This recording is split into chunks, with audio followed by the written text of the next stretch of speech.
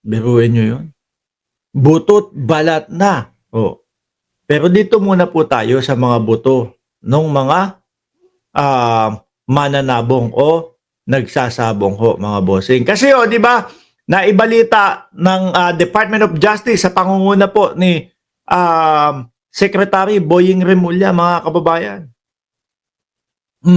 Na na nakikipag-ugnayan po sila 'no, sa Japan upang sa gano'n, makahiram ng equipment po o ng gamit upang makita yung sinasabi ni alias Totoy na mga labi ng mga mananabong doon daw po ibinaon sa Taal Lake, mga bossing.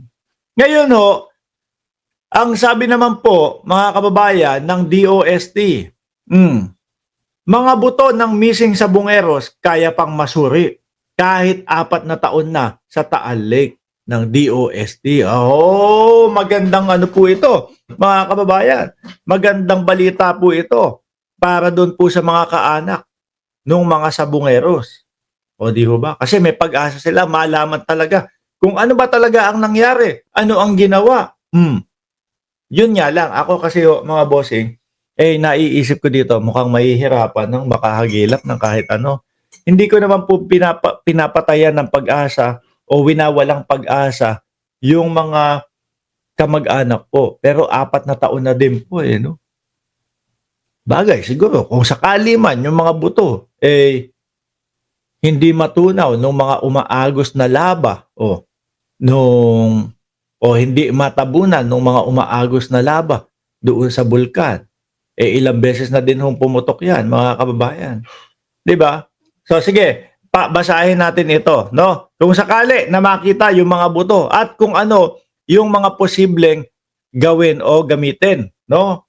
Dahil ang sinasabi, may gusto mga lumangoy, sumisid sa ilalim, mga diver, mukhang hindi daw po ligtas yon, mga kababayan. Ibinahagi ng Department of Science and Technology o DOST na posibleng ma-recover. Ganyan ho ako kapag kayong mga eksperto yung iniisip ko, siyempre, eksperto ang mga nagsasabi, mga bossing, kung maaaring makita pa, posibleng ma-recover, di doon tayo maniniwala.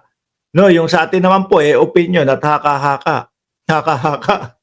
Opinion, ano ho, base doon sa pagkakaintindi natin. Kung ito, mga, tawag dito, eksperto, di sige. Tsaka okay naman din ho para doon sa mga biktima, doon sa pamilya ng mga mananabong.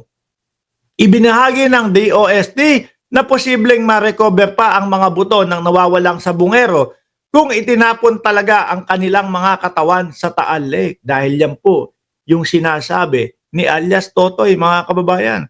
Una nang sinabi ng whistleblower na si Julie Dondon Patidongan na inilubog umano ang mga katawan sa malalim na bahagi ng lawa, no?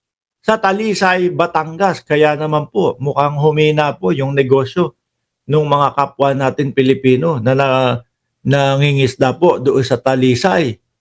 No? Ako nga po, sabi ko, favorite ko talaga yung ano dyan yung tilapia. Lalong-lalo na kapag itim na itim ho yung tilapia, mga bossing.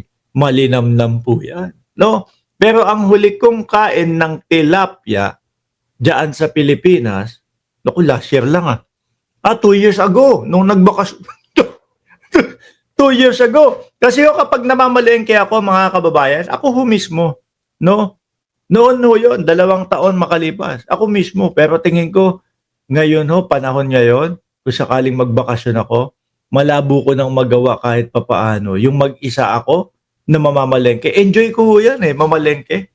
Gising ng alas 5 ng madaling araw, bit-bit mo, yung mga pinamalengkehan mo, wala. Ako lang, nililibot ko yung buong palengke. Mga bossing.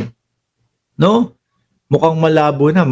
Maispatan tayo ng mga DDS. Uy, ito si Mark Ramos to No, kalaban ko to Baka tagain na lang ho tayo ng mga yan. Hindi na, syempre. Papasigurado na tayo. Malinamlam kasi talaga yung mga tilapia dyan. 'Di ba? Sabi ni Ina Rina, hala Sir Mark, baka nakatikim ka na din ng buto-buto doon hayaan mo na.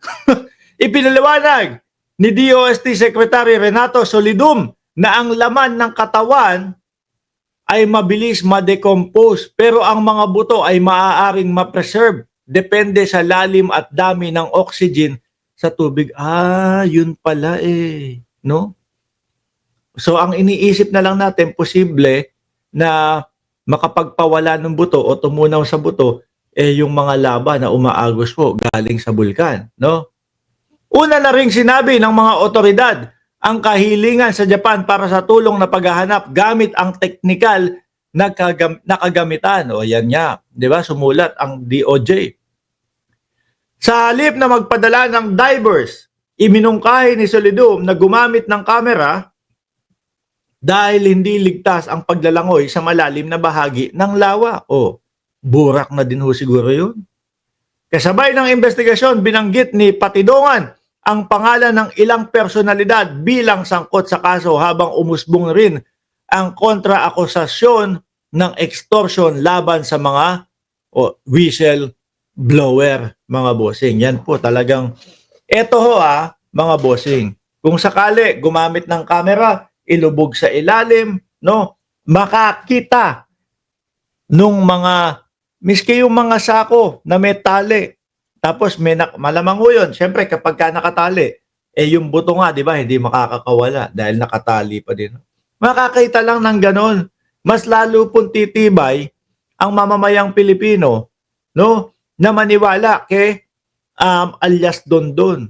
Una nang nagpakita ito, mga bossing, nung kumbaga nung video, no? Nung isang lalaki na nakapiring ng dalawang face mask, isang kulay blue, isang kulay itim, tapos kinumpirma nung kapamilya nung mga yun. Mas lalo pong titibay ang paniniwala ng taong bayan dito kay alias Dondon. Samantalang yung sinasabi naman po, mga bossing, na ng kampo ni Atong Ang na kumbaga pineperahan sila nito, extortion ang lakad nitong si alias Dondon dahil sabi kay Atong Ang humihingi ng pera, kay Gretchen Barreto humihingi din ng pera, wag daw kumbaga para hindi daw madawit masama si Gretchen Barreto. Kailangan po nila ng mas matibay na patunay kasi sinasabi ng mamamayang Pilipino, nako, sali-salita lang yung kay Gretchen Barreto. Sabi ni Sir Pepe Malonzo, like na po tayo. Salamat. Dahil sabi niya, 3,400 viewers ang nanonood. Tapos, si 600 lang daw ang like. Siguro, ilan ang DDS dyan? 2,800 ang DDS? Pindutin nyo lang po yung like. Hindi naman po yata kahirapan yan.